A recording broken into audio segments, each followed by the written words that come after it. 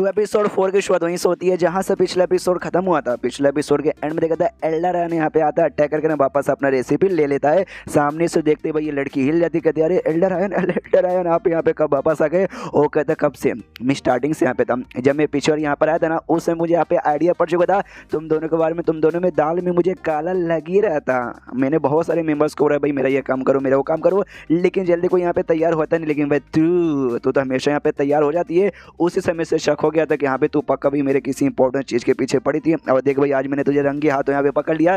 तू साली कम्युनी फेडी सेट की बंदी बचेगी नहीं, और ले भाई मर जा। और यहाँ पे अटैक कर देता, लेकिन अटैक को जैसे जैसे डॉज कर लेती है। मनी मत सोची शीट भाई मुझे इसके बारे में नहीं मालूम था। इसने काफ़ी अच्छे से यहाँ पे जाल फैला दिया और मुझे जाल में यहाँ पे फंस भी गई। और मैंने ना बॉडी गार्ड्स वगैरह को मारने के लिए अपनी पूरी पावर लगा दिया। और अभी के लिए मेरी बॉडी में उतनी पावर नहीं बची है कि इसके साथ में मुकाबला करके जीत जाऊंगी, यानी कि इसके साथ मुकाबला कि मैं वाकई में मर जाऊंगी। तो इसके साथ अभी मुकाबला नहीं कर सकती, मुझे भागना पड़ेगा। यहाँ से मुझे भागना पड़ेगा, जैसे पावर रिस्टोर हो जाएगा कभी बाद में अच्छा मौका मिलेगा और तब जाके इसके ऊपर मैं यहाँ पे अटैक करूंगी। इसलिए खिड़की के पास आती है, ये कहती है साले बुढ़ाओ मैं अभी जा रही हूँ, जैसे अच्छा मौका मिलेगा ना मैं बदला लेने यहाँ पे वापस आऊंगी। इतना बोल के निकल जाती है। ये भी चला था रुक रुक तेरी माँ का रुक रुक, साले भाग गए। ये फेडी सेट वाले ना उनको भी बहुत कमाल के टेक्निक आती है जिससे भाई साले भाग के निकल जाते हैं, वरना यार आज वाकई में बच नहीं पाती। दूसरी ओर हमारे मेकेटर हैं वो भी नाटक करते कि अरे बाप रे यार मेरे तो भाई बैंड ही बच गई। एल्डर आयन भाई आप सही टाइम पे यहाँ पे आ गए यार। उस कमीनी को रोकने के चक्कर में ना मेरी ही बैंड बच जाती, वो कमीनी मेरी यहाँ पे जान ही निकाल लेती। लेकिन आप सही टाइम पे आ गए और सही टाइम पे आने के बाद ना आपने मेरी यहाँ पे जान बचा ली। जो बोलते एल्डर आयन कहते एक से जान बचा ली। तू उसको रोक रहा था, मुझे ऐसा क्यों लगता तू रोक नहीं रहा था, बल्कि तू उसके साथ मिलकर भाई काम कर रहा था। उसको चोरी करने में तू ही तो मदद कर रहा था। और डिटेल में पूछे बता भाई एग्जैक्टली यहाँ पे हुआ क्या था, पूरी कहानियाँ भी बताता है। थोड़े बहुत उसमें चेंजेस कर देता है कि यहाँ पे कम्युनिटी उसने मुझे डराया धमकाया जबरदस्ती यहाँ पे बुलाया, मैं तो उसको रोकना चाहता था। इसी वैसे ही तू भी विश्वास करे था। अच्छा इसी बात है क्या तो उसने क्या बोला तुझे अपने पति से ज़्यादा प्यार देगी, सबसे पहले तो सिंगल यहाँ पर है, तुझे बस यहाँ पे बुद्धू ही बनाना चाहती थी। ये भी खुशियास भाई मैंने क्या नाटक कर दिया, उस कमीनी के सामने भी नाटक किया। उसको लगता भी मैं उसको सपोर्ट करूँ, इसके सामने भी नाटक कर दिया कि जैसे भाई इसको भी सपोर्ट करूँ जबकि मैं किसी को भी सपोर्ट नहीं करूँ। और उसका दे दो यार मुझे फिर जो से यहाँ पे एल्डर आयन चलाता है। तो यहाँ पे मेरा मुँह क्या दिख रहा है, जाके यहाँ पे सो जा। फिर चला जाता है और रास्ते में भाई जो टेक्निक मिला था ना कि यहाँ पे उसकी मदद यहाँ पे मत करना, तू मदद नहीं करोगे तुम्हें कमाल के यहाँ पे भाई 100 टेक्निक मिलेगी। तो 100 टेक्निक इसको अभी मिल जाती है। ये भी खुशियास भाई मजा आ गया। लेकिन जो 100 टेक्निक मिली थी ना वो लॉजिकली कोई 100 टेक्निक यहाँ पे नहीं थी, बल्कि मैजिकल स्पेल था जो कि ना स्वॉर्ड जैसे यहाँ पे काम आता है। मतलब यार वो हमें मालूम चलेगा 2 साल बाद यहाँ पे शीश होता है अपने हाथों से ना लकड़ी काट रहा था उसी मैजिक स्पेल की मदद से। हाँ भाई इसका थोड़ा है ना लकड़ी वगैरह जो भी तलवार से जो काम यहाँ पे करते हो ना, लकड़ी सब्जी वगैरह काटने के लिए बहुत काम आएगा, आदमी वगैरह काटने के लिए शायद यहाँ पे ज़्यादा काम ना है। ये भी कहता है चलो यार एक हिसाब से यहाँ पे ठीक है, नॉट बैड, उतना यहाँ पे बुरा नहीं है। 2 साल तक कल्टीवेशन करते करते क्यूआर फनी स्टेज के 9वें लेवल पे यहाँ पे पहुँच जाता है और पहुँचे तो यहाँ पे खुश है। चलो भाई काफ़ी बढ़िया। और मैंने यहाँ पे डिसाइड किया था जैसे क्यूआर फनी स्टेज के 9वें लेवल पर चल जाऊँगा ना उसके बाद ये जगह छोड़ के बाहर साइड जाकर बाहर साइड यहाँ पे अपना कल्टीवेशन चालू कर दूंगा। वहाँ पे जाने का टाइम आ चुका है। टोटल 6 स्पीचर उठते जिसमें से ना 4 के स्पीचर ने जी आसपास यहाँ पे मौजूद है, इसलिए वो चारों के इसने अच्छे से कल्टीवेशन कर लिया। लेकिन लाइटनिंग और फायर का यहाँ पे मौजूद नहीं था, जिस चक्कर में उसको यहाँ पे कर बिल्कुल नहीं पाया। और 9वें लेवल पे यानी क्यूआर फनी स्टेज के 9वें लेवल पे आने के बाद ही कर सकता है। इसलिए भाई सोचा है कि अभी यहाँ से निकलता हूँ, उसके बाद से और अच्छे सेटिंग करके जो अगला स्टेज यहाँ पे रहता है ना क्यूआर फनी स्टेज के बाद जिसको फाउंडेशन बिल्डिंग स्टेज कहा जाता है, वहाँ तक भाई जितना जल्दी हो सके उतना जल्दी पहुँचना है।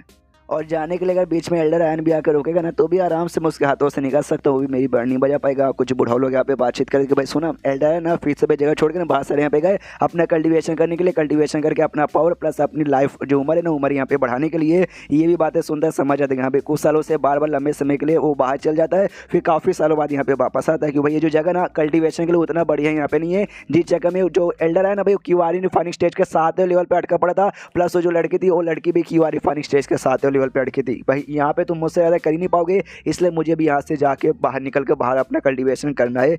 तो यहाँ पे अगले दिन निकल जाता। ये कहते गुड बाय 20 साल टोटल, आज मैं 20 साल के यहाँ पे हो चुका हूँ, 20 साल से जगह पे रहता। थोड़ा सा याद आएगा लेकिन कोई बात नहीं, क्योंकि आज से मेरी एक नई जिंदगी यहाँ पे चालू होनी। और वहाँ से निकलने के बाद ना सेट यहाँ पे सबसे बढ़िया जगह रहेगा तुम्हारी कल्टीवेशन करने के लिए, इसलिए सेट में आ जाता है। और किसी का सेट नहीं बल्कि एल्डर है जो सेट के यहाँ पे मेंबर था ना POZ जिस सेट के यहाँ पे नाम है उस सेट में यहाँ पे आता। ये सोचते हैं हाँ भाई ये सेट के बारे में मैंने बहुत सुना है, है, यहीं पे जाके एडमिशन ले लेता हूँ। बस हल्का सा यहाँ पे टेंशन है, जो अगर एल्डर है सामने यहाँ पर आ गया, उसने मुझे देखा और देखते पहचान लिया, तब जाकर थोड़ा सा दिक्कत होगा, लेकिन जब आएगा तब देखा जाएगा भाई। नहीं आऊँगा उसके सामने, बढ़िया ना। तो सेट में जैसे जाता था बॉडी गार्ड यहाँ पे खड़े थे, बॉडी गार्ड यहाँ पे रोकते हो, कहते भाई ओ भाई साहब कहाँ जा रहे हो भाई, आपका पास यहाँ पे दिखाओ तभी जाके परमिशन मिलेगी। जो सोचा ये कि तभी पास, कैसा पास, देखो मैं सबसे पहले बात ना इस सेट का मेंबर हुई नहीं, इसलिए इस सेट का पास मेरे पास यहाँ पे नहीं है। एक मतलब लोनली कल्टिवेटर हूँ, बिना किसी सेट का मेंबर नहीं हूँ, और इसके क्या बोलते हैं Q R you fining stage के नॉवल लेवल पे जा चुका हूँ और सेट का मेंबर यहाँ पे बनने आया हूँ। जो सुनते बॉडी गार्ड हिल जाते Q R you fining stage के 7 लेवल पर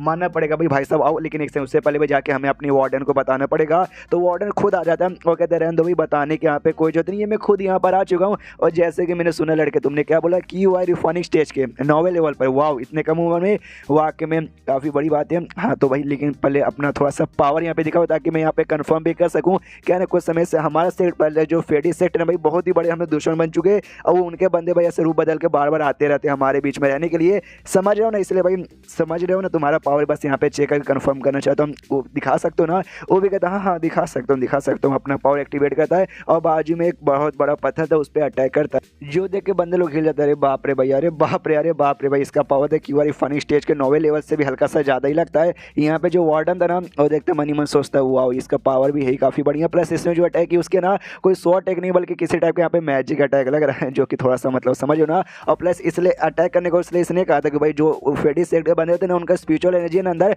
काफ़ी लो रहती है, लेकिन इससे जो अटैक है ना वो कोई लो नहीं बल्कि बहुत ही हाई यहाँ पे लग रहा है। ये यानी उनके सेट का मेंबर तो नहीं है। तो कहता आओ बचाओ, जो सेट यहाँ पे ना इनर सेट और आउटर सेट में यहाँ पे डिवाइड रहता है, और आज से ना तुम ऑफिशियली आउटर सेट के मेंबर यहाँ पे बन चुके हो। ये भी कहता है थैंक यू, और स्टेशन करवाने के अंदर लेके चलता है। तभी ये कहता है ओके ठीक है, मुझे भाई कुछ सवालों के यहाँ पे जवाब दो। सबसे पहली बात है ना, ये आउटर सेट में टोटल कितने मेंबर है, और आउटर सेट से तुम अपना डेवलपमेंट करके इनर सेट के एरिया मतलब इनर सेट के मेंबर कैसे बनते हो। जो शुद्ध वार्डन यहाँ पे बताता है टोटल 2000 से ज़्यादा हम लोग भाई ये आउटर सेट के यहाँ पे मेंबर है। हाँ 2000 से ज़्यादा। और तुम्हें अगर इनर सेट के यहाँ पे मेंबर बने, तुम्हें फाउंडेशन एस्टेब्लिशमेंट बिल्डिंग जो स्टेज यहाँ पे रहता है ना क्यू आर फाइनिंग स्टेज के ऊपर वाला, तुम्हें उसके ऊपर यहाँ पे जाना पड़ेगा। लेकिन वहाँ पे जाने में बंदों की फट के हाथ में आ जाती है, इसलिए बहुत ही कम बंदे यहाँ पे जा पाते हैं। और जाने के यहाँ पे चांसेस आता है 3 साल में एक बार हमारा सेट एक छोटा सा कॉम्पिटिशन यहाँ पे अरेंज करता है, जिसमें आउटर सेट के जो मेंबर्स है ना कॉम्पिटिशन पार्टिसिपेट करते हैं। जो टॉप 3 सबसे बेस्ट यहाँ पे रहते हैं ना, जो टॉप 3 विनर नंबर 1 नंबर 2 और नंबर 3 वाले को, उनको फाउंडेशन एस्टेब्लिशमेंट स्टेज का पिल मिलता है। वो पिल अगर तुम खाओगे और तुम यहाँ पे क्यू आर फाइन स्टेज के अगर नॉवल लेवल पर हो ना,